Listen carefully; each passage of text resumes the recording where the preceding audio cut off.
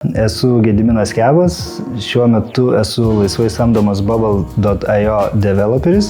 Į NoCode ir Bubble apskritai atėjau prieš maždaug 2 metus, NoCode šiek tiek anksčiau, Bubble maždaug 2 metus.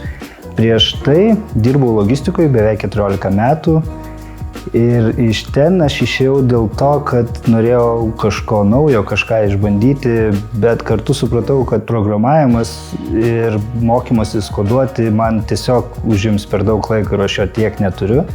O kai atradau Bubble, supratau, kad iš esmės man nereikia išmokti programuoti tam, kad galėčiau sukurti praktiškai tai, ką fantazija leidžia. Manau, kad studentai pasibaigę šį kursą, iš esmės jie galės patys savarankiškai ir vieni pasidaryti norimus produktus, norimus įrankius ir juos įsitestuoti gerokai greičiau ir gerokai pigiau, negu kad tai leistų programavimas. Ir manau, kad čia ir yra pagrindinė vertė viso kurso, turint omeny tai, kad šiais laikais idėjos ir jų pritaikymo greitis, jų įgyvendinimo greitis yra labai didelis. Tai būtent šio kurso dėka studentai tą galės padaryti patys. Dalyvauti visur, kur galit, nes tendencijos ir įrankiai tobulėja ir keičiasi labai greitai, todėl visur, kur tai galit, reikia dalyvauti.